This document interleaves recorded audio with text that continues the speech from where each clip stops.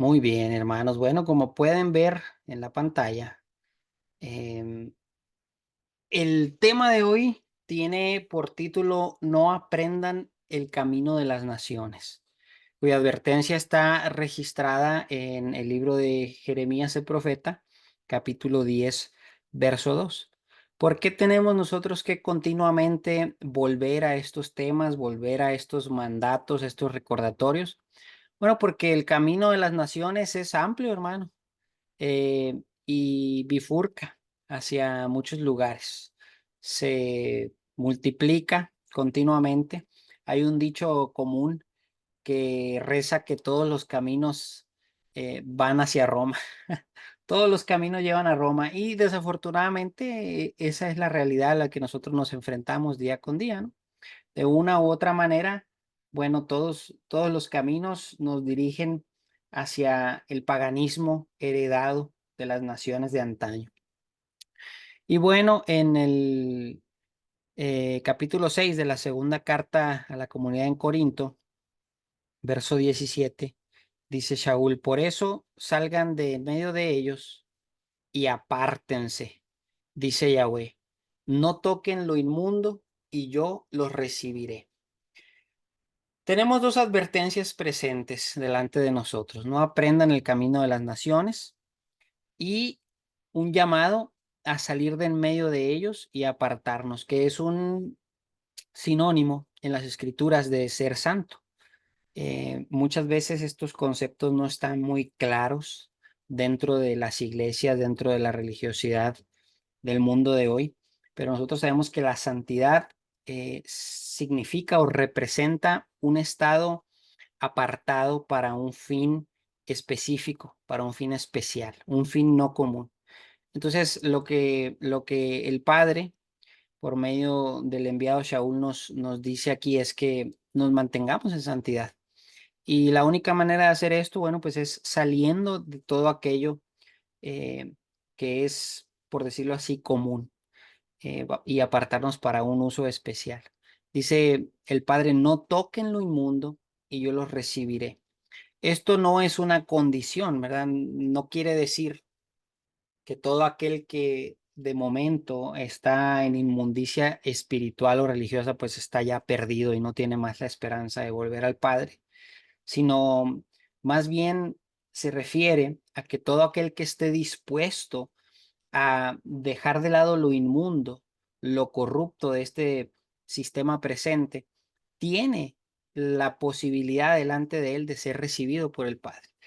Yo elegí una pequeña ilustración ahí de El Becerro de Oro. Es un capítulo muy significativo en la vida del pueblo de Israel, porque representa la flaqueza, el tropiezo en la espiritualidad de aquellos que decimos seguir al Padre, y debemos de tenerlo presente continuamente, porque así como los israelitas se ensalzaron y enaltecieron un becerro de oro, una imagen tallada por mano de hombre, nosotros no estamos exentos de caer en el mismo error, dado que a veces aquellos becerros de oro no se constituyen de imágenes talladas, sino muchas veces de actitudes a las que nos es imposible renunciar, eh, o modelos de conducta que no son apropiados para imitar. Vamos entonces a tener en consideración el tema.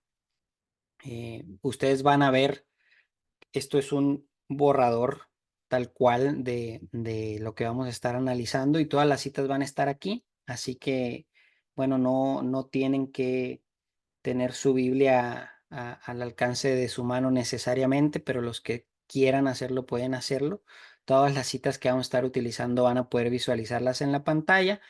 Y recuerden que si alguno de ustedes quisiera hacerse con este pequeño estudio, bueno, podemos compartirlo vía correo electrónico. La primera parte dice así: muchas personas sinceras que no conocen a Yahweh y su propósito para la humanidad viven en un estado de confusión e incertidumbre. Millones de ellas están esclavizadas por supersticiones, ritos y celebraciones que ofenden a nuestro Creador. Lo más probable es que nosotros tengamos vecinos y familiares que creen en un infierno de fuego, en un Dios trino, en la inmortalidad del alma o en otras doctrinas falsas. Y ante esta situación, ¿cuál es la causa de la oscuridad espiritual que nos rodea? Bueno, irónicamente, esa causa es aquello que en teoría debería ser la cuna de la espiritualidad. Nos referimos a la religión. En particular nos referimos a las organizaciones y específicamente a los líderes religiosos que han enseñado ideas contrarias a los mandamientos del Padre. Sobre todo aquellos líderes, hermanos, que enseñan ideas contrarias a los mandamientos, pero conscientemente, que ellos han podido discernir cuál es la verdad mediante el estudio de las Escrituras, pero deciden que esa verdad no les es conveniente. Esa actitud que no es poco común en el líder religioso encumbrado, es lo que aleja y daña al rebaño del que están a cargo. Enfatizamos aquí la idea de que no nos referimos a la religiosidad en general, a la religión en general, sino a las organizaciones y a los líderes que se empeñan en ir en contra de los preceptos divinos. Porque hay muchas personas, como decíamos al principio del estudio, que son sinceras, hermanos, y que en su sinceridad buscan a Yahweh, pero no le conocen. Porque, como dijo el eunuco etíope, ¿cómo voy a entender si nadie me enseña? Y muchas personas están en esas mismas circunstancias, tienen el hambre espiritual que este personaje tenía, tienen el deseo de conocer al Padre, tienen la capacidad de acudir a las escrituras, de leer, de investigar, pero desafortunadamente aquellos que están en puestos encumbrados dentro de estas religiones organizadas, pues no tienen la voluntad de enseñar correctamente. Y por lo tanto hay un personaje o unos personajes que son más culpables que los otros. No podríamos cortar a todos con la misma tijera. Pero sobre estas personas de las que hablamos, el maestro dice en Marcos 7:7, citando al profeta, dice, en vano me honran enseñando como doctrina preceptos de hombres, porque ustedes dejan los mandamientos de Elohim y se aferran a la tradición de los hombres. ¿Qué vemos aquí? Algunas, algunas aristas del problema, ¿verdad? De el camino de las naciones. Una honra vana, vacía. Un afán ególatra, que es otro tipo de idolatría. El ego, el yo como un ídolo. Una actitud ególatra empeñada en poner nuestros propios preceptos, preceptos de hombres, por encima de los preceptos del Padre. Y esto es común, hermanos. Nosotros vamos a ver infinidad de pastores, infinidad de ministros que predican abiertamente que la ley del Padre está abolida, que no tenemos ninguna razón ya para seguir los mandamientos, que estamos liberados ya de la maldición de la ley, pero también estos mismos pastores le dicen a usted que está mal que usted se vista de determinada manera, que está mal que usted asista al cine, está mal que usted incluso se pinte las uñas de un determinado color, en el caso de las mujeres, o está mal que escuche cualquier tipo de música que no sea música religiosa, música litúrgica, y ese tipo de mandamientos que no están en la escritura, que no están registrados en la escritura, que a lo mejor pudieran ser convenientes en algunos casos, eh, sin embargo están puestos por encima del mandamiento que ellos mismos abrogan. Y luego el segundo verso hace énfasis en eso. Dejan de lado los mandamientos de Elohim, pero haciendo de lado los mandamientos de Elohim, se aferran a la tradición de los hombres y entonces ponen mandamientos de hombres por encima de la escritura nuevamente. ¿Cuál es la consecuencia de esto? Bueno, que a muchas personas se les hace creer que su forma de adorar honra al Elohim verdadero, cuando lo cierto es que es al contrario. En lugar de honrar al Todopoderoso, le ofenden. ¿Y a qué nos referimos nosotros cuando hablamos de adoración? Porque el concepto de adoración muchas veces es difícil de clarificar, pero en lo relativo al tema vamos a estar refiriéndonos a dos palabras. En el texto griego se emplea la numeración Strong G2356, dificilísima de pronunciar, por cierto. Es threskeia y, y esta palabra describe una observación ceremonial. Se refiere a religión, se refiere a culto. ¿Qué es una observación ceremonial? Bueno, nosotros observamos el mandamiento. Nosotros observamos, por ejemplo, el mandamiento del Shabbat. Y observamos el mandamiento muchas veces eh, con una ceremonia o en algún aspecto ceremonial. Muchas veces nosotros tenemos nuestra propia manera de recibir el Shabbat, nuestra propia ceremonia en el altar familiar, en la adoración en familia. Nosotros probablemente acostumbremos leer una porción determinada de las escrituras, probablemente nosotros acostumbremos entonar un cántico específico. Tenemos nuestra propia ceremonia, nuestra propia liturgia. Bueno, una observación ceremonial pueden ser también esas costumbres que el mundo ha desarrollado con el tiempo y que se empeñan en observarlas con firmeza y con fe, pero al mismo tiempo dejan de lado la observancia de los mandamientos. El texto hebreo, por su parte, emplea la forma abodá, que es el hebreo 56-56 en la numeración Strong. Y es bien interesante porque es muchísimo más amplio que el vocablo griego. Significa trabajo de toda clase. Entonces, el texto hebreo o el lente hebreo sobre la adoración es muchísimo más amplio que nuestro concepto helenizado. Fíjese, trabajo de toda clase, cualquier trabajo de toda clase puede convertirse en un culto.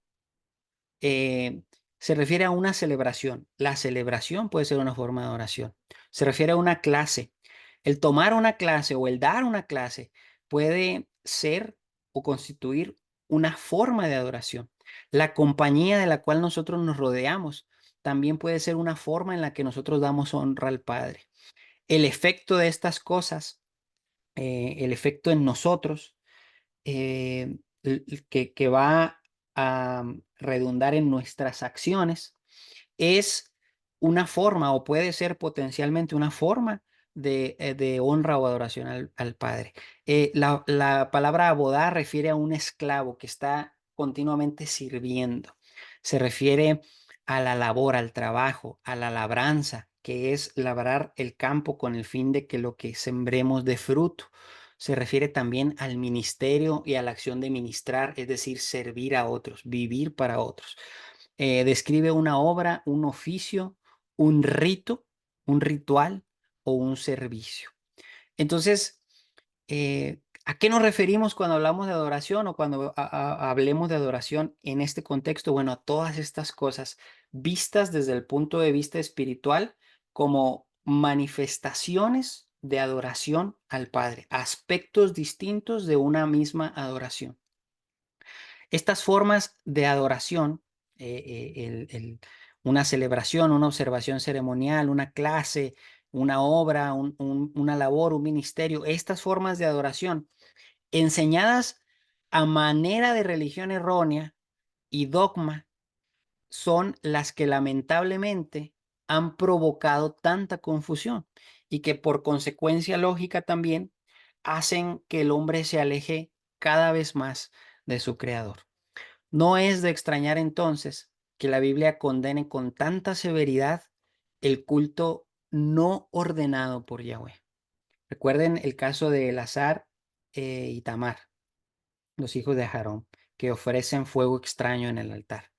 Dice la Torá que ofrecieron fuego extraño que no les fue ordenado y eso les costó la vida. Hoy la retribución por el culto pagano, por el culto no ordenado, hermanos, se paga o puede llegar a pagarse con la propia vida, sobre todo una vez que usted ha conocido lo que Yahweh pide de usted. Pero cada vez son más también los líderes encumbrados que hablan con una autoridad que no tienen y que llevan un mensaje a la gente que el Padre nunca dijo, que el Padre nunca advirtió.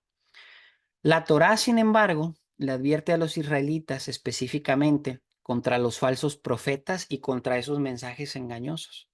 En la Torá, cualquiera que promoviera ideas extrañas o que promoviera el culto a deidades ajenas, la paga era la muerte. Él debía pagar con su vida. A los israelitas se les dio la ordenanza de eliminar lo malo en su medio. Eliminen lo malo del medio de ustedes, saquen lo malo de entre ustedes. En Deuteronomio 13:1 se les da esta advertencia.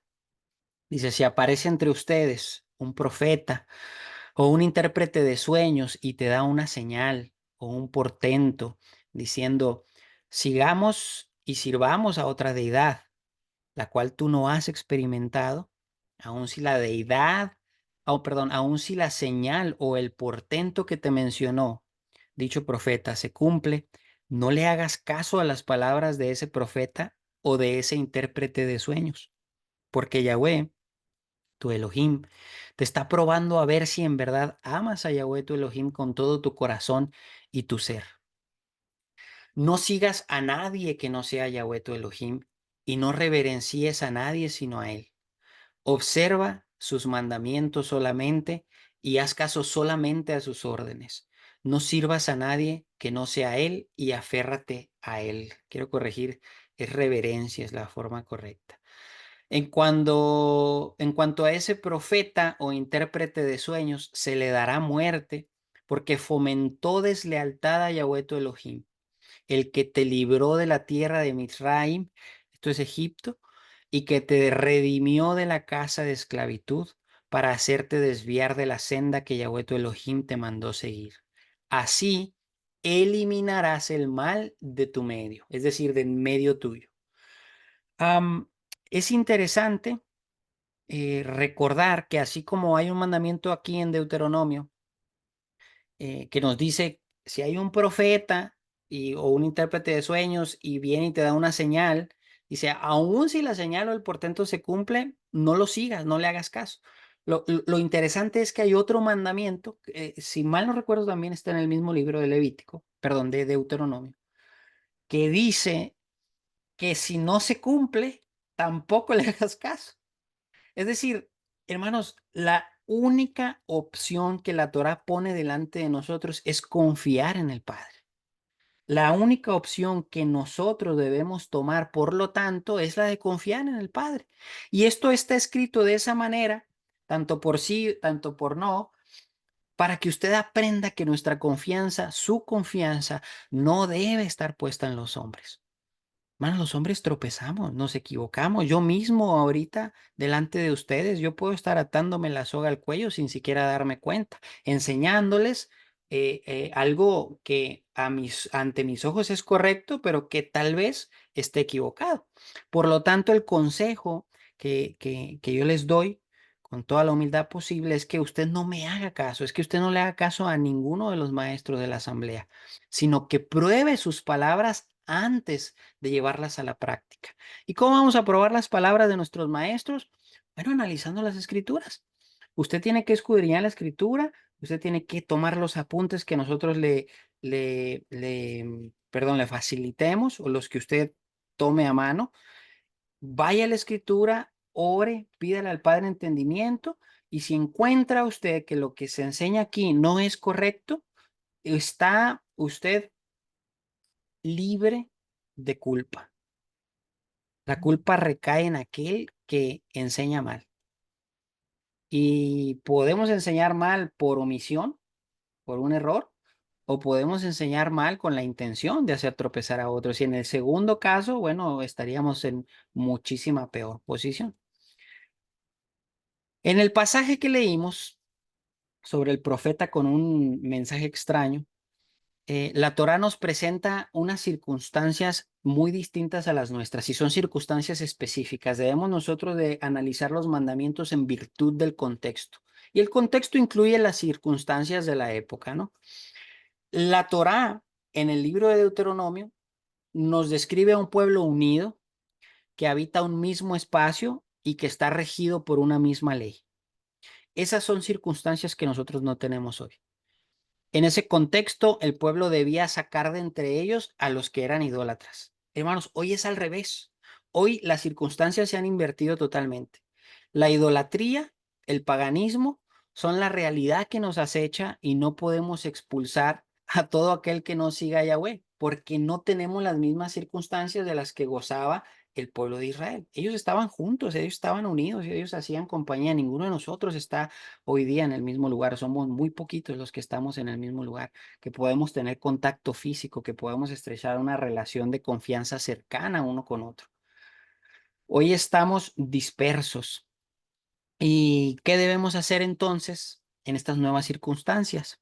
¿Cómo nos vamos a mantener firmes en la adoración verdadera? Bueno, obviamente haciendo lo opuesto. Si antes el pueblo Israel en esas circunstancias específicas de estar juntos en un mismo lugar bajo una misma ley, lo que tenía que hacer el pueblo era sacar al pecador de entre ellos, bueno, ahora nosotros tenemos que salir de entre los pecadores mediante apartarnos, salir de entre ellos y curiosamente, aunque las circunstancias sean distintas, como ya lo dijimos, para permanecer nosotros en la fe, nuestro deber sigue siendo el mismo que tenían los israelitas en la antigüedad: obedecer los mandamientos, no obedecer a los hombres, no obedecer a los líderes, obedecer los mandamientos.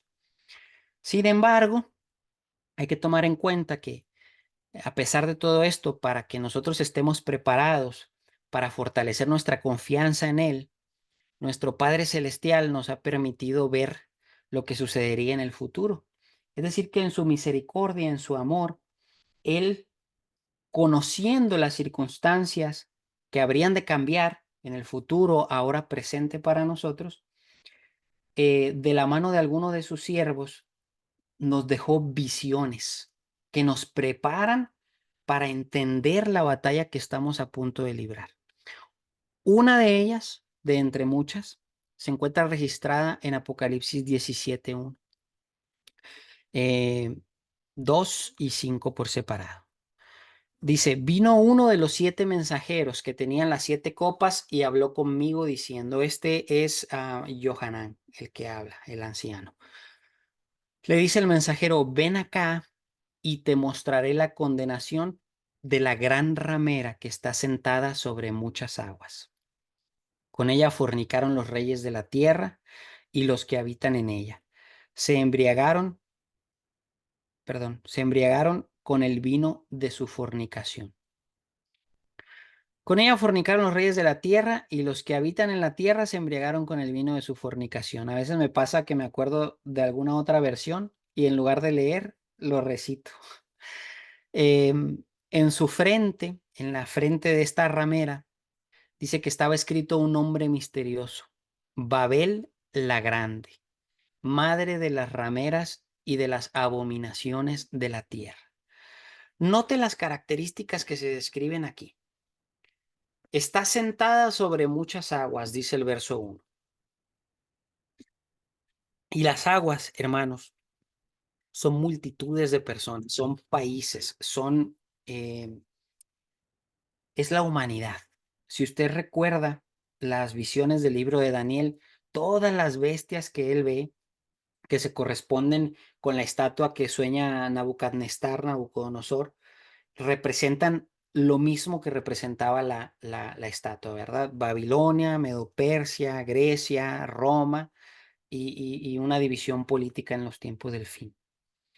Bueno, las bestias que él ve se corresponden con cada una de esta potencia mundial que se describe o que describe la estatua, ¿no? y esas bestias salen de las aguas. Bueno, si esas bestias eran gobiernos humanos, es evidente que esas aguas eran el mar de la humanidad. Es un lenguaje metafórico. Y luego clarifica el verso 2 cuando dice que con ella fornicaron los reyes de la tierra. Bueno, está sentada sobre muchas aguas y comete adulterio, fornicación con los reyes de la tierra. Bueno, estamos hablando de una organización religiosa que tiene injerencia política, ¿verdad? Que no solamente tiene injerencia política, sino como sigue diciendo el texto, también comete fornicación con los que habitan en la tierra, no solamente con los líderes gubernamentales, políticos, de poder, sino también con los miembros comunes de la sociedad. Dice que estos se embriagan con el vino de su fornicación. Y se describe su nombre como Babel la Grande, madre de las rameras y de las abominaciones de la tierra. Babel significa confusión. Entonces, esto metafóricamente se refiere a una gran confusión, a un sistema incluso de confusión. Dice que es madre de las rameras, lo que quiere decir que tiene pequeñas sucursales que ayudan a ese sistema de confusión. Y esas pequeñas sucursales, esas otras rameras, forman parte de las abominaciones de la tierra. Y todo lo que Yahweh llama abominación en la Torah son aquellas cosas que están en contra de que se le adore como Él manda que se le sirva. Eso lo considera Él abominación, lo que va en contra de su palabra. Por lo tanto, ese sistema de confusión, esa gran confusión con muchas sucursales de que maquilan confusión, que producen confusión, forman parte de un sistema que se está levantando en contra de lo que la escritura dice. Y ese ir en contra de la escritura constituye en sí mismo una abominación. Ahí hay una pequeña representación de no muy buena calidad, pero creo que podemos visualizarla de cómo el libro de Revelación de Apocalipsis describe a una ramera, a una prostituta montada sobre una bestia que también representa un sistema de gobierno con muchas cabezas que representan muchos líderes. Por lo tanto, esto puede referirse a una unión de naciones, para que lo tengan en cuenta, a Naciones Unidas bajo un mismo fin, con un mismo propósito, pero que a final de cuentas están sometiéndose a el plan confuso de una prostituta que está embriagada con la sangre de los santos, dice ahí el libro de Apocalipsis. La descripción que nosotros vemos que hacen las escrituras sobre Babel la Grande o Babilonia la Grande, como otras versiones vierten, coincide perfectamente, hermanos, con el espíritu de idolatría que inunda el mundo religioso de hoy. Aunque la multitud de religiones actuales no se halla hoy día agrupada, al menos oficialmente, bajo una organización mundial, o por lo menos no todavía, sí se encuentra unificada de forma inseparable por su manera de pensar y de actuar. ¿Cuál es esta manera de pensar y de actuar? Bueno, una manera contraria totalmente al ordenado por el Padre. Y es por este motivo que su final, el final de esa imagen de la gran ramera, nos muestra claramente que Yahweh no aprueba ningún servicio contrario a su voluntad. En Apocalipsis capítulo 17, verso 16, se nos dice: los 10 cuernos que has visto y la bestia en la que vimos que estaba montada, estos aborrecerán a la ramera y la dejarán desolada y desnuda, comerán sus carnes y la quemarán con fuego. Entonces el final que le espera es un final horrendo. Pero ¿qué es Babel y qué representa Babel? Bueno, para ampliar nuestra comprensión de este asunto, vamos a investigar con la finalidad de entender el origen de esta simbología tan enigmática. ¿Cuál es el origen de Babel? Nosotros sí decimos Babilonia la Grande, Babel la Grande, la gran ramera, pero ¿a qué se refiere la escritura específicamente? Bueno, en Génesis 10, justo después del relato del diluvio, hermanos, la escritura enlista a los descendientes de Noah, de Noé. En el capítulo 10, verso 1 dice: estos son los descendientes de Shem, Ham y Jefet. Estos son los hijos de Noah, los hijos que le nacieron después del diluvio. Los descendientes de Ham son Cush, Mitzrayim, que es Egipto, Put y Kenaán, que traducen como Canaán muchas versiones. Cush además procreó a Nimrod, quien fue el primer hombre heroico en la tierra. Y a continuación, la escritura nos indica que Yahweh confundió las lenguas en la cuarta generación de los hijos de Shem, es decir, la sexta generación desde Noah. Presta atención aquí, ahorita voy a mostrar un diagrama para que entiendan de qué estamos hablando. Dice ahí, Génesis capítulo 10, verso 22, los descendientes de Shem, esta es la descendencia de Ham, ¿verdad? Esta es la descendencia de Ham. Es Noé, Ham, Cush y Nimrod, que vendría siendo el nieto de Ham. La siguiente genealogía es la de Shem. Dice ahí los descendientes de Shem son Elán, Ashur, Arpachshad, Lud y Aram. Los descendientes de Aram, Uz, Hul, Geter y Mash. Arpachshad procreó a Shelah y Shelah procreó a Eber. Dos hijos le nacieron a Eber. El primero se llamó Peleg, división, porque en sus días se dividió la tierra, y su hermano se llamó Yoctán. Vean, esta es la descendencia de Shem. Esta es la línea por la que habría de venir la promesa. Está Shem, está Aram. Recuerden que Abraham va a venir de la tierra de Padam a Aram, y él es un descendiente de la línea de Shem, o Sem, de donde viene la palabra semita o semítico. Los descendientes de Aram son Uz, Hul, Geter y Mash, y luego dice ahí que Arpachshad procreó a Shelah y Shelah procreó a Eber. Eber es el vocablo del que deriva la palabra hebreo, ivrit. Significa cruzar de un lado a otro, de vida a muerte, por ejemplo.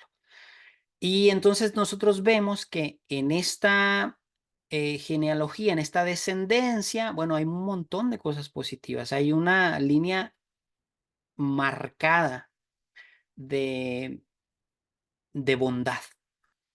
Y luego dice ahí que el primer hijo de Eber se llamó Peleg, y Peleg significa división, y se le puso división por nombre porque en esos días se dividió la tierra. ¿Y a qué división nos referimos? Nos referimos a ese evento histórico que nos enseñan en la escuela de que el mundo antes era un solo continente que se llamaba Pangea y que después se dividió por una serie de terrenos. No, no estamos hablando de esa división, no estamos hablando de la confusión de las lenguas, cuando el mundo tenía un solo idioma y pasó a dividirse en grupos que hablaban distintos idiomas porque Yahweh los confundió. Vean la diferencia con la genealogía de Ham. Cush, los cushitas, Mitzrayim, que es Egipto, y los kenanitas. Y como cereza en el pastel está la figura de Nimrod. Y en síntesis en resumen, el orden de las generaciones es el siguiente. Descendencia del lado de Ham. Está Noah, Ham, Cush y Nimrod. Este personaje es importante. Ahora, ¿cuál es la descendencia de Shem? Está Noah, Shem, Aram y Shelah. Aquí son 4 generaciones contando a Noah. En tiempos de Shelah nació Nimrod, y en tiempos de Nimrod nació Shelah. ¿Ok? ¿Qué sucede? Que después de Shelah vienen 2 generaciones más, Eber y Peleg. Peleg es llamado división porque en sus días se dividió la tierra, recuerden ustedes. Esto significa que Nimrod, que era el nieto de Ham, había creado una civilización entera para cuando nació Peleg. Es decir, Nimrod, que nace en tiempos de Shelah, continúa trabajando en su propósito, y cuando nace Peleg es cuando se divide el mundo en idiomas, y esto fue gracias a que todas esas ciudades fueron construidas e impulsadas por este personaje. Para ese entonces él había creado una civilización. El tataranieto de Shem, Peleg, nace en los tiempos de la confusión de los idiomas. Ahora bien, ¿Qué características le atribuye la escritura a Nimrod? Vean estas dos traducciones. Génesis 10:9, en la traducción del Nuevo Mundo, la revisión del 2019, dice: Nimrod fue un poderoso cazador en oposición a Jehová. Por eso existe el dicho: él es como Nimrod, un poderoso cazador en oposición a Jehová. Y vean cómo traduce la Biblia textual en su tercera edición. Génesis capítulo 10:9, mismo texto. Él fue intrépido cazador, enfrentado a Yahvé, y por esto se dice como Nimrod, intrépido cazador, enfrentado a Yahvé. Vean cómo dicen que es poderoso, que es intrépido, que está en oposición al Padre o que se enfrenta al Padre. ¿Qué está describiendo?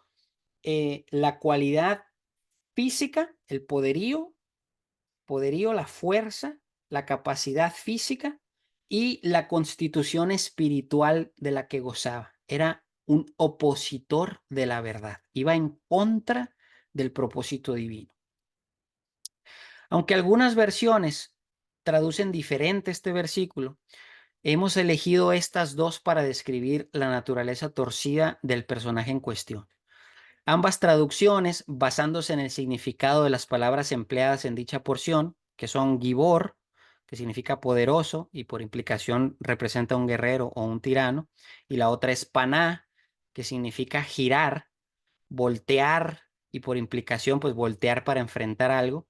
Esas dos palabras nos transmiten la idea de que Nimrod era un hombre poderoso físicamente.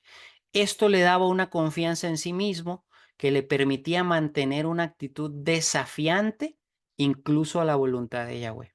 Prueba de esto es que ninguna de las ciudades que él edificó está relacionada con cosas buenas. Fíjese cómo nosotros vimos en la descendencia de Shem una serie de personajes vinculados incluso a determinadas zonas geográficas que nosotros reconocemos fácilmente que están vinculadas a cosas buenas, a cosas positivas. No así con lo que Nimrod edificó.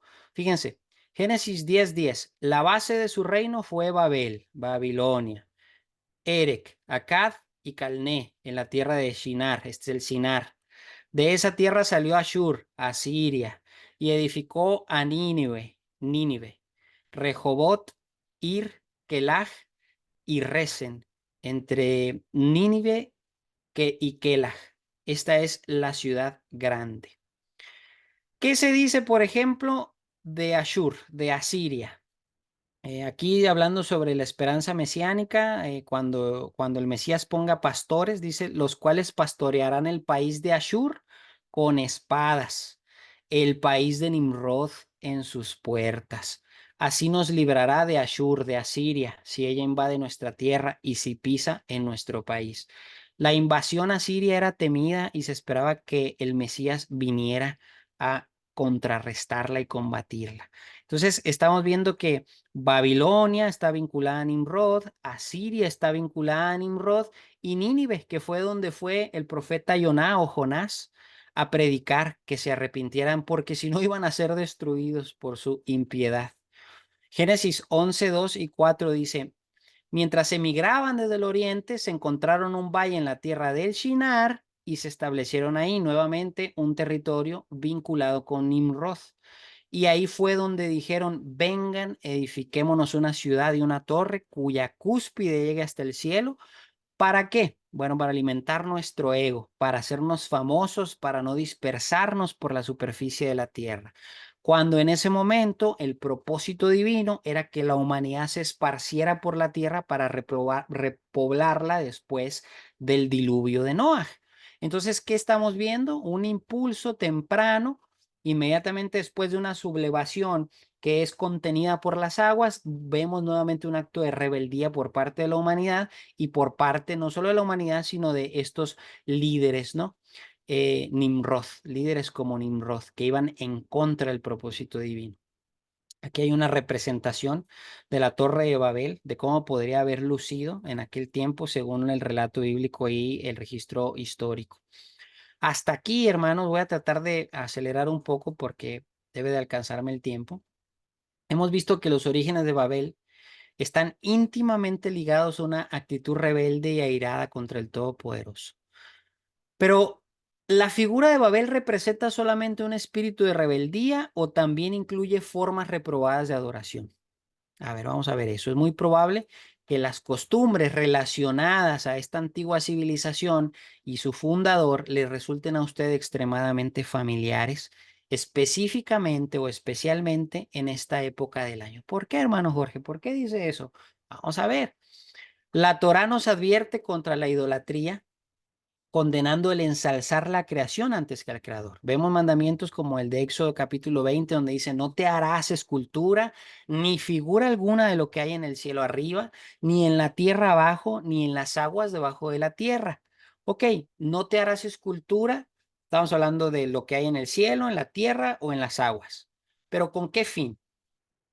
No te postrarás ante ellas ni les servirás, porque yo, Yahweh, tu Elohim, soy un Elohim celoso que castigo la culpa de los padres sobre los hijos, sobre la tercera y la cuarta generación de los que me rechazan.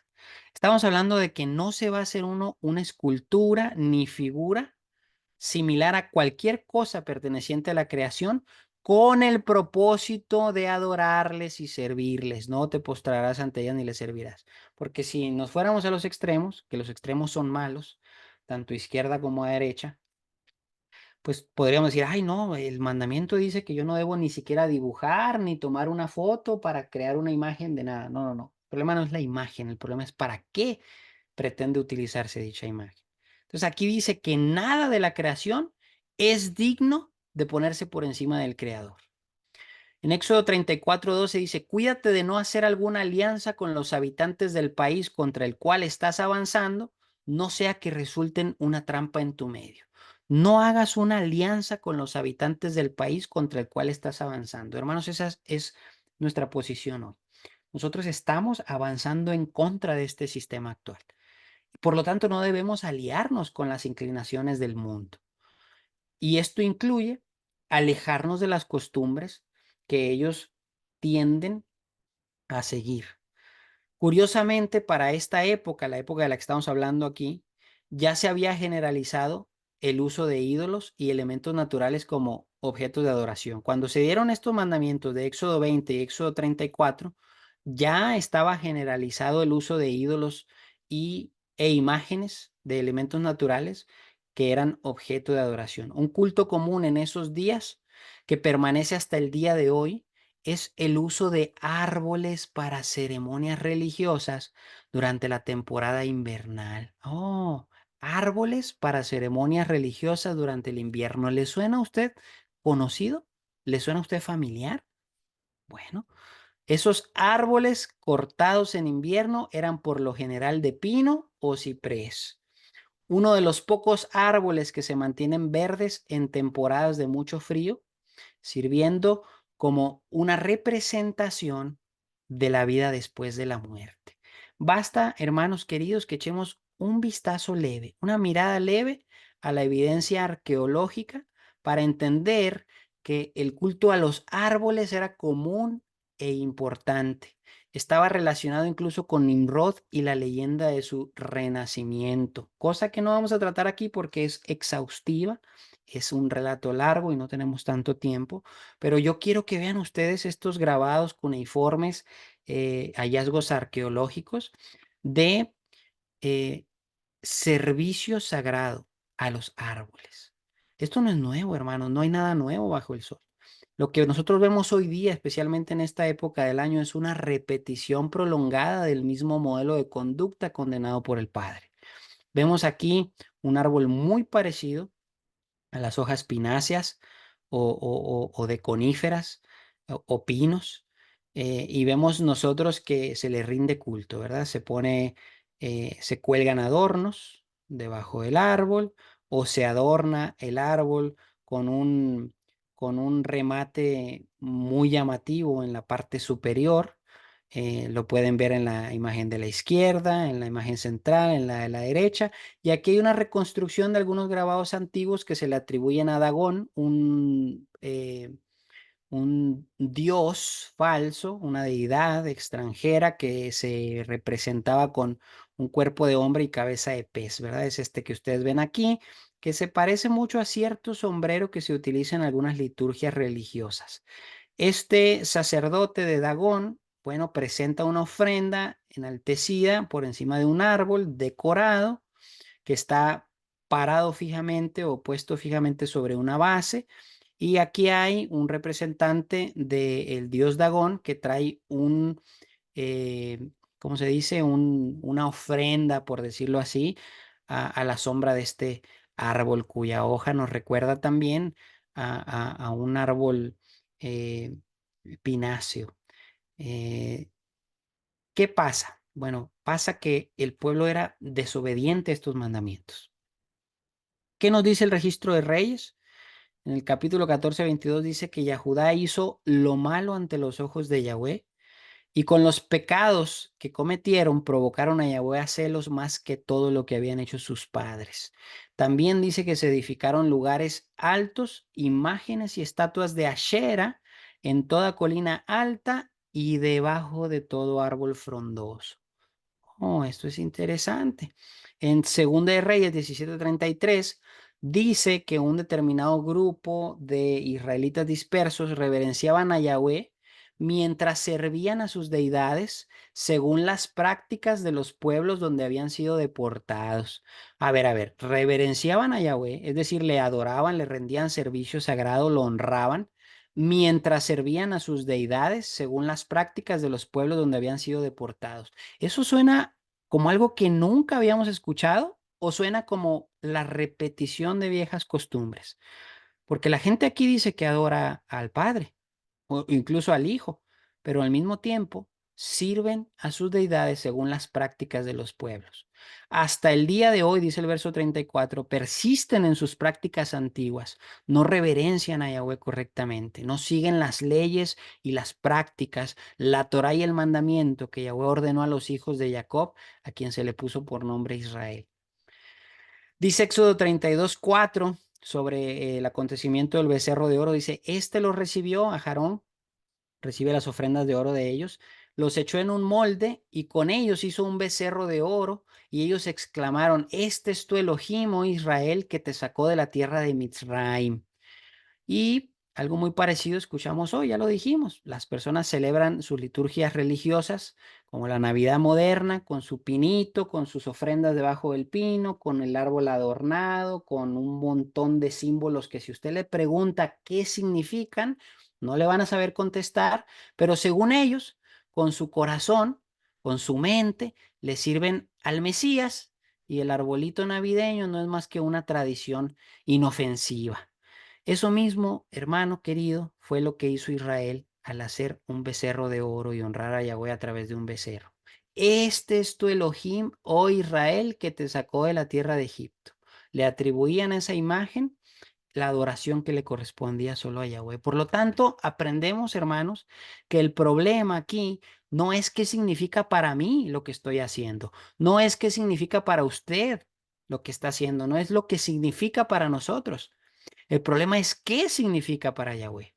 Después de todo, fue Él quien nos mandó lo registrado en el libro de Deuteronomio, en el capítulo 16-21, cuando dice, no pongas un árbol sagrado de ninguna clase de árbol junto al altar que hagas para Yahweh, tu Elohim.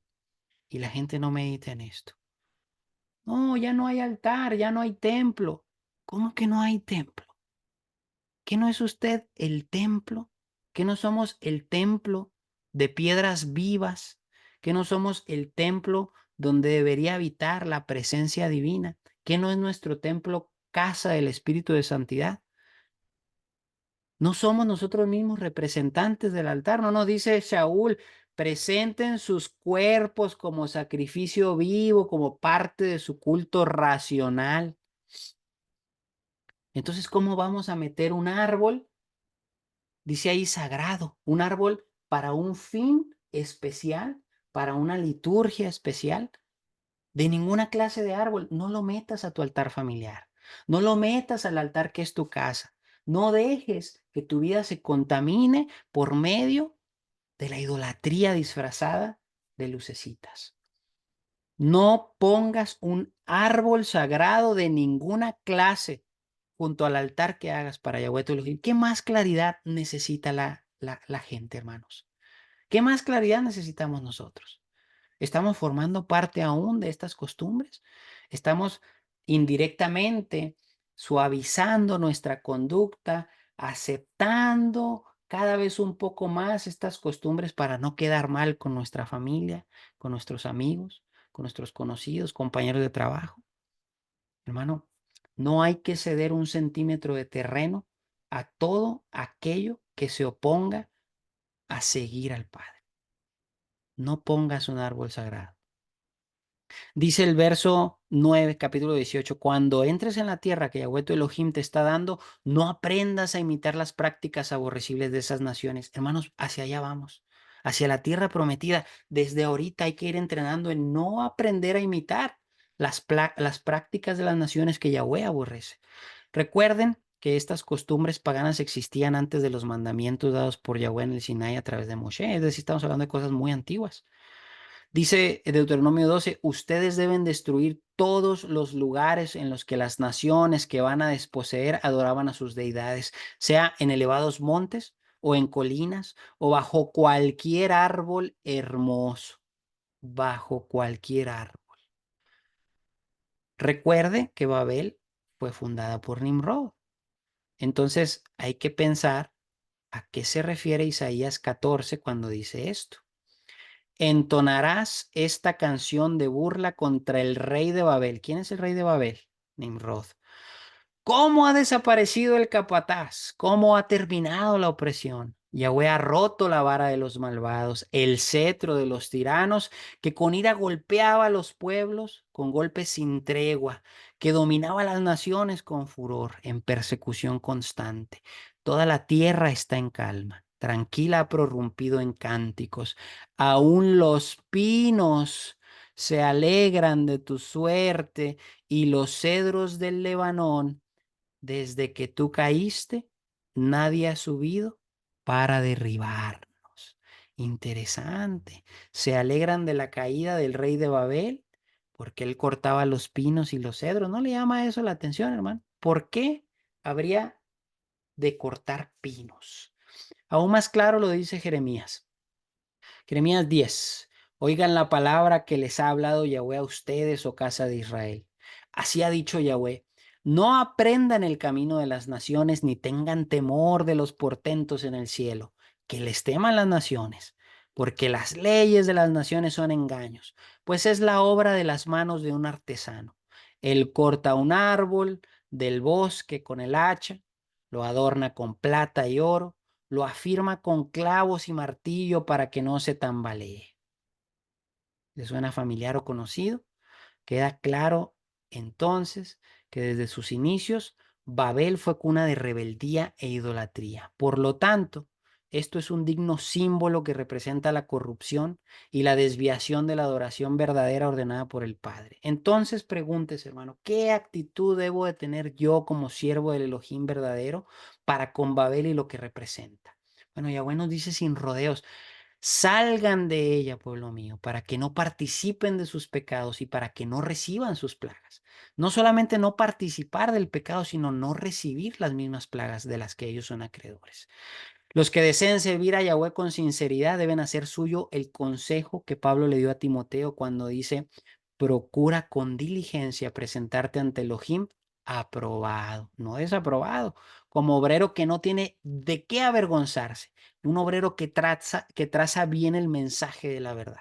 De lo contrario, si no lo hacemos así y por el contrario perseveramos en nuestros caminos y olvidamos el mandamiento que Yahweh nos dio para vivir con plenitud, para vivir una vida que verdaderamente es vida, una vida acorde a sus propósitos. Podríamos ser como esos creyentes que quieren servir al Padre de acuerdo a su voluntarioso corazón. Esos mismos a quien se refirió el maestro cuando dijo, no todo el que me dice maestro, maestro, entrará en el reino del cielo, sino el que hace la voluntad de mi Padre que está en el cielo. Muchos me dirán en aquel día, maestro, Maestro, nosotros profetizamos en tu nombre expulsamos demonios y en tu nombre hicimos muchas obras poderosas. Entonces les declararé, nunca los conocí, apártense de mí, obreros sin ley. Por lo tanto, hermanos queridos, hay que ejercitarnos en practicar la justicia, no nuestra, sino la del Padre, que emana de la práctica de su Torah. Shabbat Shalom, hermanos. Feliz Navidad para todos. Que Yahweh les bendiga.